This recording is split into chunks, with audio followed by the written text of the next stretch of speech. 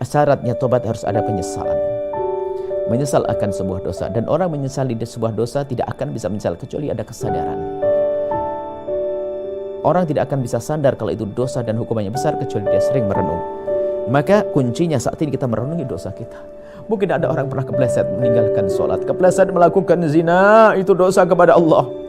Berjudi, minum keras dan yang lainnya. Maka ayo kita bergegas menuju kepada Allah. Allah Maha Pengampun siapapun yang punya dosa, sebesar apapun dosa yang dilakukan, kalau dia serius menghadap At-Tawwab dan yang Maha Pengampun, maka akan dihapus dosa itu. Pezina, pemabuk, penjudi, kalau sudah diampuni Allah beres. Syaratnya satu, menghadap kepada Allah dengan serius. Menyesal. Bagaimana menghadap kepada Allah? Menghadap kepada Allah di tengah malam, di saat sendiri, di saat sepi. Karena tobat kita kepada Allah, dan jangan cerita kepada bangsa manusia yang pernah terpeleset dalam zina. Itu masa lalu. Bertobatlah, mengadulah kepada Allah.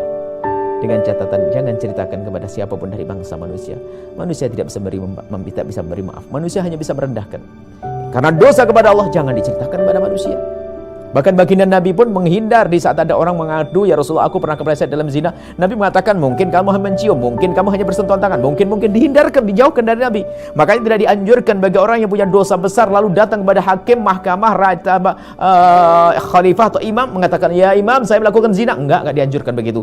Malah sebaliknya ditutup karena dosa kepada Allah. Yang pernah meninggalkan sholat pada masa lalu, yang pernah judi pada masa lalu, diam, hadapkan kepada Allah. Biar yang lalu biar berlalu. Jangan ceritakan kepada siapapun dari bangsa manusia. Itu tanda tobat itu diterima. Ada seorang pernah melakukan zina, tobatnya cerita kepada orang kesana kemari. Yang terhinakan siapa? Dia terhinakan, saudaranya terhinakan. Kemudian menjadikan orang punya pandangan rendah dan picik kepada orang tersebut. Maka ini cara tobat. Kembalilah kepada Allah dengan tobat. Kalau urusan dosa kepada Allah, jangan ceritakan kepada siapapun dari bangsa manusia. Berperanlah seperti orang yang tidak melakukan itu. Yang tahu hanya Allah. Dan tangismu di tengah malam. Tangismu di tengah malam saat sendiri. Jika sudah ada derai air mata, itulah akan mensucikan kekotoran kita. Di tengah malam, bukan di depan orang, bukan di tempat ramai, tapi saat sendiri, ketika kita kunci kamar kita mengadu kepada Allah, ya Allah, dosa masa laluku masa lalu. Sebutkan di hadapan Allah. Allah Maha tahu. Kita tidak menyebut saja tahu. Dan di saat kita sebutkan untuk menjadikan kita semakin rendah tawaduk di hadapan Allah. Dan kalau sudah Allah mengampuni, beres.